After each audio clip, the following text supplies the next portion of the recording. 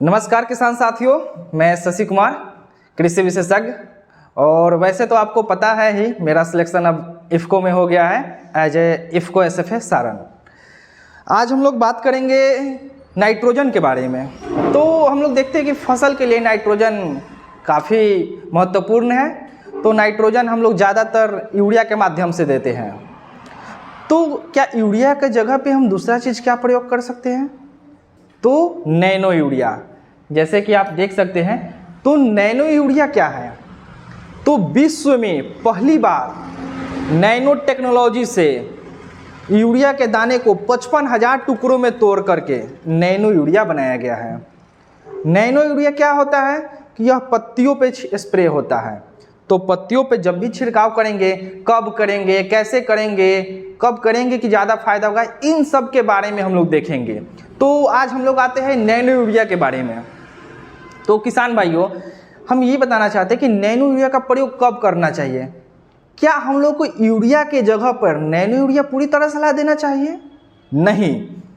हम लोग जो यूरिया प्रयोग करते हैं दाने वाले, उसको हम लोग पूरी तरह से रिप्लेस नहीं करना है, सब्स्टिट्यूट कर देना है, यानी उसकी मात्रा को कम कर देना है। तो क्या कैसे करना होगा? तो सबसे पहले जब हम लोग का जुताई होता है खेत, तो बेसल डोज में हम लोग दाने वाले यूरिया का प्रयोग करेंगे। और उसके बाद यदि जब पौधा 30 दिन से नीचे का हो, यानी 30 दिन से पहले का हो, तब भी दाना वाला यूरिया प्रयोग करेंगे। जैसे ही पौधा 30 दिन का हो जाए, तब उस समय हम लोग नैनो यूरिया का प्रयोग करेंगे। तो वो काफ़ी फायदेमंद है। तो नैनो यूरिया का प्रयोग करेंगे, मात्रा कितनी लेंगे? तो नैनो यूरिया की मात्रा 2 से 4 ml। 2 ml क्यों? तो जो दलहनी तिलहनी फसल है, इसके लिए हम लोग 2 ml लेंगे और बाकी सभी फसलों के लिए 4 ml। यानी कहने का मतलब है कि जिस फसल में नाइट्रोजन की मात्रा कम चाहिए उसमें मात्र 2 ml लेंगे, और जिसमें ज़्यादा चाहिए उसमें 4 ml लेंगे।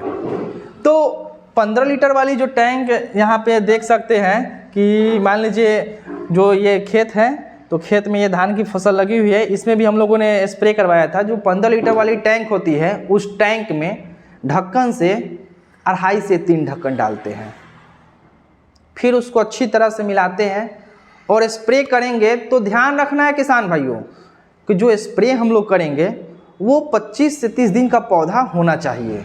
क्यों? क्योंकि जब पौधा विकसित नहीं होगा तो फर्श पे पड़ेगा, ज़मीन पे पड़ेगा, मृदा पे पड़ेगा। तो मृदा पे जो भी इसका अंश आएगा वो सब व्यर्थ हो जाएगा।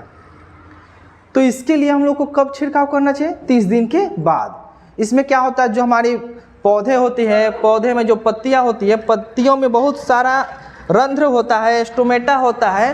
तो माइक्रो न्यूट्रिएंट्स होने के कारण इस नैनो यूरिया को, नैनो फॉर्म में है तो इसको लेकर पौधा उसमें अपने प्लांट में ऑपटेक करता है, अपने अंदर ले लेता है और उसको फिर अपने अंदर रिजर्व रखता है, उसको भंडारित रखता है। और जैसे जैसे प्रयोग होता है उस तरह से पौधा अपने लेते जाता है नाइट्रोजन। लगभग 20 दिन तक चलता है। फिर हम लोग दूसरा छिड़काव 20-25 दिन के बाद करेंगे। तो हम ये जानना चाहते हैं, तो क्या उसके जगह पे यूरिया हम लोग प्रयोग करते हैं तो उसमें क्या नुकसान होता है? आइए इसका नुकसान भी आपको हम बता देते हैं। जब हम दाने वाले यूरिया प्रयोग करते हैं तो उसको तो खरीदने में कठिनाई, फिर ट्रांसपोर्टिंग में भी दिक्कत होती है। उसके साथ साथ जो हमारा यूरिया होता है, पौधा उसका 30 से 35% ही यूज कर पाता है। बाकी सब हमारे ज़मीन में 3 तरह से वो नष्ट होता है। एक तो वोल्टिलाइजेशन, ठीक है, उसके बाद से डिनाइट्रिफिकेशन और लीचिंग। एक तो हवा में उड़ जाएगा, उससे कुछ यूरिया हो जाएगा बर्बाद, कुछ मिट्टी में मिल जाता है, कुछ लीचिंग के माध्यम से नीचे ज़मीन में चला जाता है। जैसे हम लोग देख ही रहे हैं कि आजकल पानी तो प्रदूषित हो ही गया है। तो 3 तरह से बर्बाद हो जाता है। लेकिन नैनो यूरिया का जब स्प्रे करते हैं तो पत्तियों द्वारा वो ले लेते हैं, जिससे लेकिन पत्तियों द्वारा लेकर और उसको यूज करते हैं। ध्यान रखना है किसान भाइयों कि जो पत्तियों द्वारा जो लिया जा रहा है, तो क्या अगर अभी हम छिड़काव किए और कब उसका वो पौधा ले लेगा तुरंत? नहीं। जब भी छिड़काव करेंगे तो हम लोग 12 घंटा तक देखेंगे कि बारिश नहीं होनी चाहिए। अगर 12 घंटा तक बारिश होती है तो हम लोग का छिड़काव फिर से करना होगा। तो किसान भाइयों, तो हम ये बताते हैं आपको, एक मिनट किसान,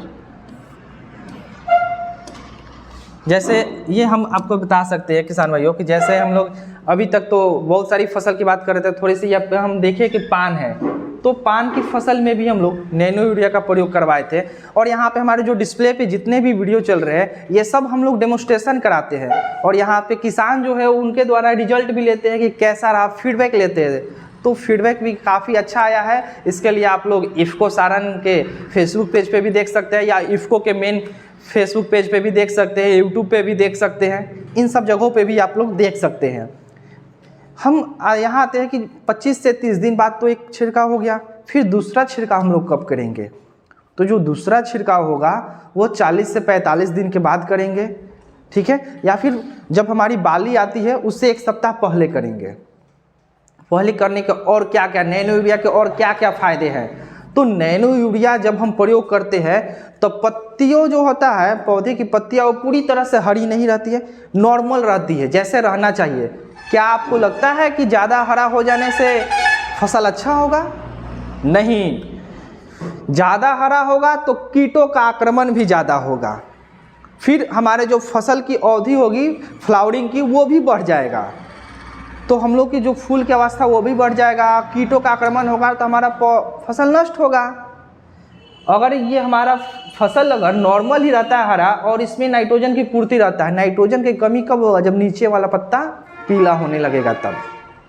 तो किसान भाइयों, नैनो यूरिया के बहुत सारे फ़ायदे हैं। इसमें नैनो यूरिया जो डेवलप किया गया है, इसमें आपको जो भी बाली आती है या जो फूल आता है, फल आते हैं, इन सब में अच्छे वजन भी रहते हैं, उनको कुछ हद तक रोग प्रतिरोधक क्षमता से भी उसमें डेवलप करते हैं, क्योंकि इसमें और भी पोषक तत्व मिले रहते हैं, जैसे इसमें सागरिका के भी कुछ अंश मिले रहते हैं। तो इसके साथ साथ नैनो यूरिया के साथ साथ क्या क्या मिला के स्प्रे कर सकते हैं ये भी हम लोग देखेंगे।